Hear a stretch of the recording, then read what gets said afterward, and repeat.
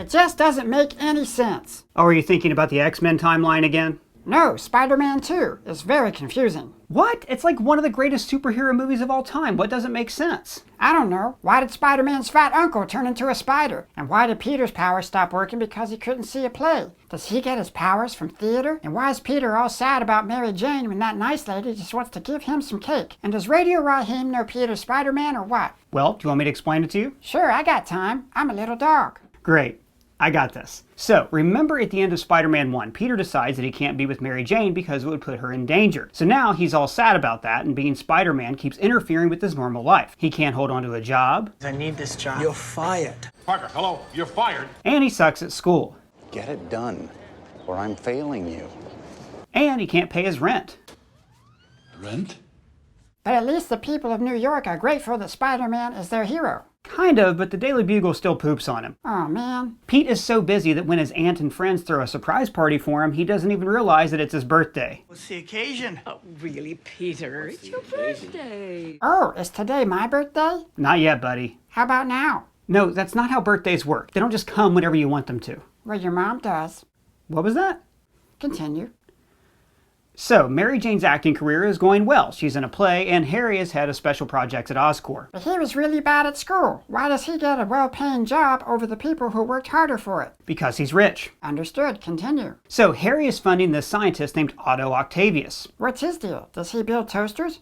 Why would he build toasters? 'Cause toasters are awesome. No, he's going to create a miniature sun that will give the world clean, sustainable energy. But why can't people just use the real sun for that? Because solar panel technology is unfeasible. Continue. Otto Octavius has a strong supportive wife, and they form a bond with Peter Parker. Oh, Rosie, I love this boy. Peter tries to see Mary Jane's play, but being Spider-Man gets in the way, and so does this bouncer. I'm sorry, sir. No one will be seated after the doors are closed. Groovy. So Peter's late and he sees her hook up with her new boyfriend. After this, his powers stop working because he's conflicted and filled with self-doubt. Oh, but at least he got to ride in an elevator. So to conduct his experiment, Otto has these robot arms that operate with an artificial intelligence. But his experiment goes wrong. The arms fuse to his body and his wife is killed. And this upsets Harry because his financial future is ruined. I'm ruined.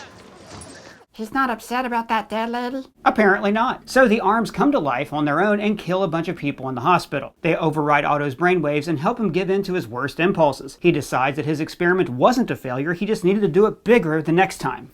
Enlarge the containment field. Make it bigger and stronger than ever. Oh, like X-Men Dark Phoenix. Yes, exactly like that. He needs a special rock called tritium to finish his experiment. Which can only be found on Pandora.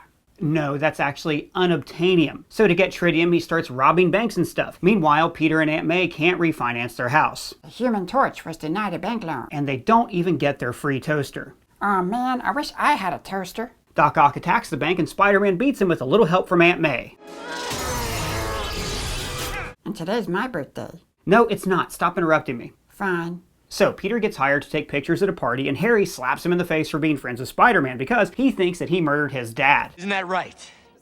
Huh, brother?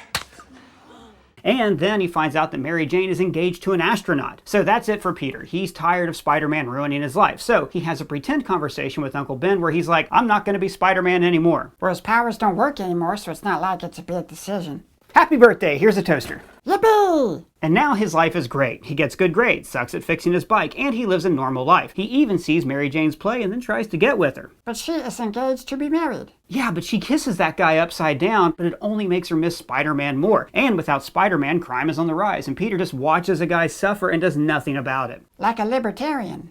Exactly. So Doc Ock makes a deal with Harry Osborn to kill Spider-Man in exchange for more tritium. And Harry tells him, go after Peter Parker. He's friends with Spider-Man, but don't hurt him. Don't hurt Peter!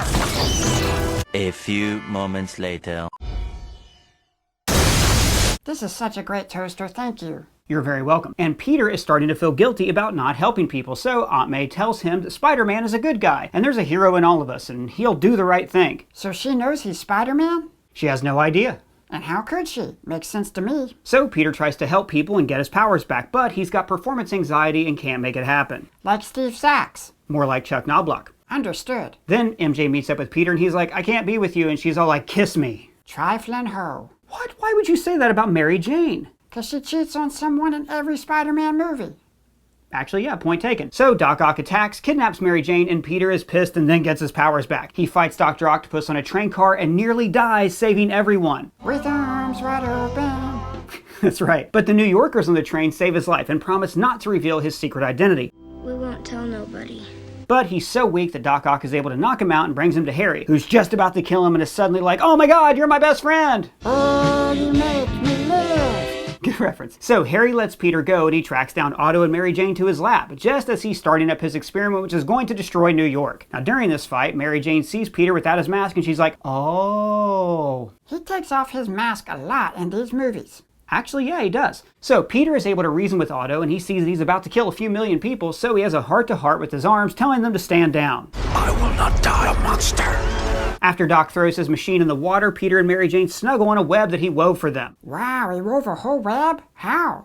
Very quickly. The movie ends with Mary Jane leaving her fiancé at the altar and running away to Peter. That makes me happy and sad. Yeah, John really did love her. And then Harry finds all of his dad's goblin stuff and swears revenge. Wow. So what did you think? I think I get it now. The whole movie is actually a commentary on masculinity. Peter is learning how to be a man, and he is emasculated by all the male authority figures in his life. His boss, his landlord, and the bouncer. His girl has even been stolen away by a handsome astronaut, the very picture of masculine ideal. Even Harry is more of a man than Peter because he is rich and successful. The only way Peter can express his manhood is to be Spider-Man, which makes him feel strong and powerful. When he loses his powers, it's a metaphor for performance anxiety, like Bob Dole talked about in that Pepsi commercial. Are the revitalizing effects of Pepsi Cola right for you? Peter's role model is Otto Octavius. He is not a masculine guy, but he doesn't need to be. He has a beautiful wife who loves him for who he is. He even encourages Peter to read poetry to Mary Jane. Day by day,